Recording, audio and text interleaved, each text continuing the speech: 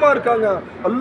அல்லாஹ் வந்து சத்தமா சொல்றான், சீக்கிரம் போங்க ஜெருசலேம், என்னுடைய மஹ்பூப் என்னுடைய கட்டளை நிறைவேற்ற முயற்சி ஜூலை 2024 சொல்ல நிறைவேற்ற முயற்சி செய்யறான். அல்லாஹ்வுக்கு அவருடைய நியத்து தான் பார்க்கணும். அல்லாஹ் ஜூலை 27ஆம் தேதி உள்ளம் தான் பார்க்கணும். அங்க அல்லாஹ்வை தேடி தேடி இப்ராஹிம் எங்க போனாங்க? கடைசி வரைக்கும் கடைசி எங்க போனாங்க? இப்ராஹிம் பயணிக்கும் பொழுது இப்போ நாங்கள் என்ன பண்ணுவோம்? இதே மாதிரி இங்கே போய் என்ன பண்ணுவோம்? அல்லாஹ் என்னுடைய உள்ளத்தை சுத்தப்படுத்திடும், என்னுடைய உள்ளத்தை எல்லாம் கழுவிடும். நான் என்ன பண்ணுறேன்? உன்னுடைய இபாதத்துக்கு மட்டும்தான் வந்திருக்கேன். அங்கே போயிட்டு சைத்தான் என்ன பண்ணுவான்? அங்கே கூட வருவேன்னு சொன்னால் காபத்துள்ளால சைத்தான் வருவானா? மக்கால வருவானா? எங்க அவன் சொர்க்கத்துக்கு வந்தாங்க. சொர்க்கத்துக்கு வந்து ஆதம் அலைஹிஸ்ஸலாமை கெடுத்து தானே இங்கே வந்தோம். நாங்கள் ஆதம் அலைஹிஸ்ஸலாமை வழி தவறு செஞ்சதானே இங்கே வந்தோம். மக்களுக்கு வர மாட்டானா?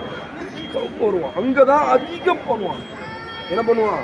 சாப்பிட்ற இடத்துல, படுக்கையில், அப்புறம் வந்து இந்த கடை வீதியில் ஏதாவது ஒன்று இருக்கும். அந்த நேரத்தில் கொஞ்சம் கவனமாக இருக்கும்.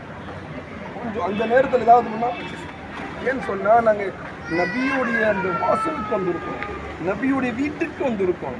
நபிகள் படாத கஷ்டமாக எங்களுக்கு வந்துட போகுது. அங்கே போய் என்ன பண்ணோம்?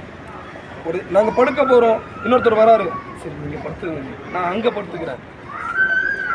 அந்த அந்த நீங்கள் விட்டு கொடுக்குறீங்களே, இங்கே தூங்குறதை விட இங்கே அல்லாஹ் உங்களுக்கு நிம்மதியான தூக்கத்தை கொடுப்போம். நீங்கள் சாப்பிட போகிறீங்க, பொருள் எடுக்க போகிறீங்க, இன்னொருத்தர் வராரு, ஆனால் அந்த கொஞ்சம் தான் இருக்குது, நீங்கள் எடுத்துருந்துச்சு அவர் கொடுத்துட்றீங்க.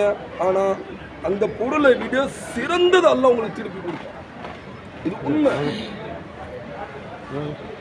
இதே மாதிரி இந்த பயணத்தில் கஷ்டங்கள் வரும், கண்டிப்பாக வரும், யாருக்கும் வராதுன்னு இல்லை, கண்டிப்பாக. ஏன்னு சொன்னால் அல்லாஹ் வந்து இந்த கஷ்டம் ஏன் நபி ஸல்லல்லாஹு அலைஹி வஸல்லம் ஏன் விரும்பினா?